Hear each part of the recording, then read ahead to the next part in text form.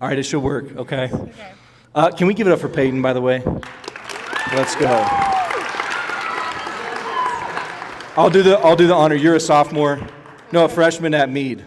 So we love, tonight it's all about no rivalry, all love here, all right? So Payton, take it away. Okay, so I'm kind of talking about how God has helped me find my confidence and stop comparing myself to others. I used to do that a lot until I really got closer to God and I started reading my Bible and started praying more often. And then I found that He's always by my side and He's the only one that can judge me. And it really helped me just in my everyday life to walk into school and know that God was by my side and He was the one judging me and He made me perfect and made me for a purpose. And so it helped me be more confident and try new things that I probably wouldn't have tried without Him by my side. And I think it's just really good to lean into Him and then have that confidence to go forward in your life. That's cool. I have a question for you about that. Okay. When you talked about comparison, Yeah. is there something that you found that was tangibly really helpful to either you stopped doing this or you started intentionally doing this to kind of move away from how you compared yourself to people? Well, when I was reading my Bible, there's a verse that always stuck out to me. It's Psalms 139, verse 14. It says, "I praise my God, for I am fearfully and wonderfully made." And that kind of just helped me to replay in my head over and over and kind of helped me control my emotions and say, my God, it just always brought me back to Him. Nice. I love that. Thanks for sharing, Payton. Appreciate you. Can we give it up for Payton real quick? I love it. It's good.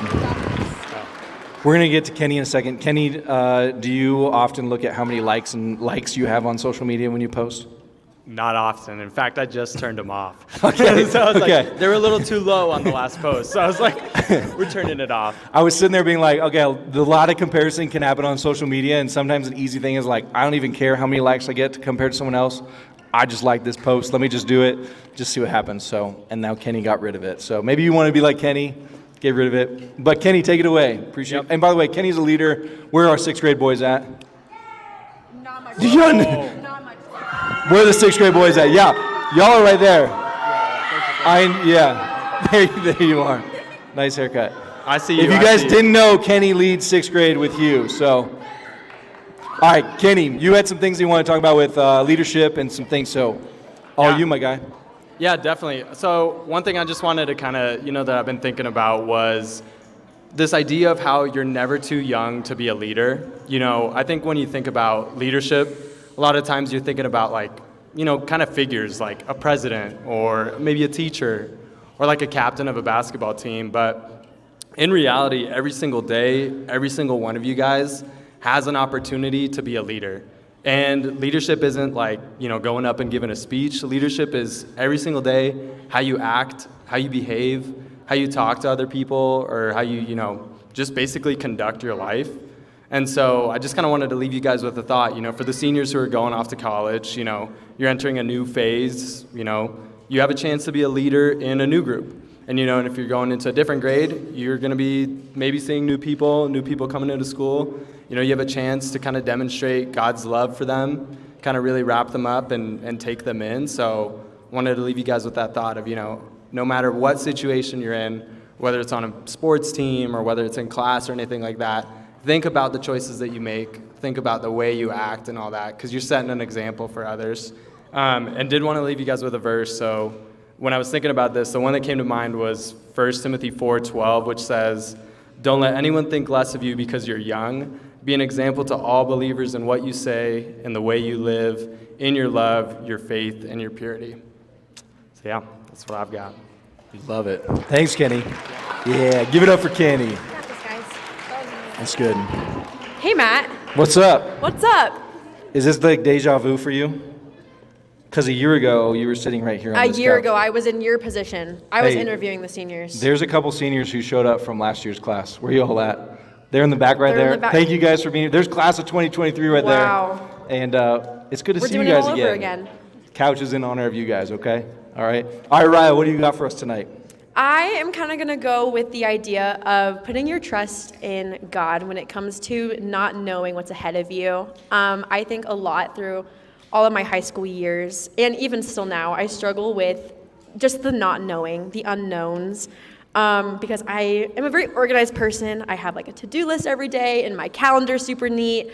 But there are things that come up in life that are unexpected, and with that can bring a whole lot of unknowns.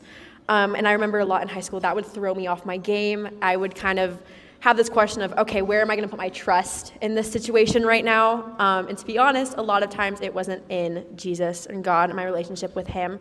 And I think that's something I had to learn to work on, and I think I still do work on it. But I think it's just that overall concept and idea of, hey, when there are uncertainties and unknowns, the best place to put your trust is in God. It's good. I like that a lot. I think one thing that I get kind of curious about is when I think God sometimes can feel like this foreign person where it's like, how do I really know that that's God? How do I understand, like the Bible is huge. How can I get to a place of trust? Do you feel like you have something that would be like, hey, if you are trying to figure out how to trust in God, here's one step in the foundation of trying to understand what that means? Because I think a lot of people, maybe you guys have been out there where it's like, I don't know what the future is. And someone just says, trust God. And you're like, what does that mean? I think that's the question I'm kind of sitting there is like, what is a piece that you're like, this is how I would lean into that? I'm going to give you two because I think they kind of go hand in hand. Okay. For me personally, I think one of the big ones was actually dedicating and prioritizing my time with him, whether that was praying, reading the Bible, or, and this is my second point that kind of goes into it, surrounding myself with others who can help me in that direction, whether that's jumping in a small group for summer groups this summer, or going on a lunch date with a mentor, small group leader, something that along those lines. Cool. That's awesome. Thank you. Can we give it up for Ryah real quick? That was awesome. Thank you. And keep it going. Let's give it up for Maddie Moyers in the class of 2024. Give it up. Senior night. Come on. Yeah, you get to be the only senior on the panel tonight. I just realized that actually just now. You know, that's how it goes. Okay, that's here we go. Goes. Well, I was going to talk about, actually, Ryah and I, we didn't know this, but like Matt was running us through and he was like, okay, this is what Ryah is going to talk about. And I was like, oh, that's what I was going to talk about. I guess it works, pastors kid unite, but yeah. I was going to just talk about trusting God during change. And it's really unique because right now, a lot of us are going into seasons of change. Like, I'm going into a new season of change. I'm going to college next year. A lot of you guys are going into different grades. Like, I don't care who you are going into a different grade. It's a change. It's different. You're going to meet new people. You might be going into a new school. You might be going to high school. It's scary. And in my life, I've actually been through a lot of change. Just through like my high school years, my mom was diagnosed with breast cancer my freshman year. That's a life change. Like, your life changes when you have something like that to deal with. And then my sophomore year, we picked up and moved 45 minutes across the state. I had to go to a new school, and in that process, I wasn't able to play the sport that I loved for that year. My sister had to go to college early. She didn't get her senior year. Lost my senior year, lost her last year. We didn't get to spend that together. And that season was really, really hard. And it didn't feel good. There was a lot of fear. There was a lot of anxiety. There was a lot of doubt. It was like, God, what are you doing? Like, I thought we had it great where we lived. We had a great house. The school was great. I got to play on that team at least. My sister was still there. Like, it was a hard season. And I think what I learned, what God taught me through that season is trust is so important. And God doesn't want just good enough for you. God wants the best for you. He's got a plan for you, and he's going to get you there. And the hardest part is the journey to the best.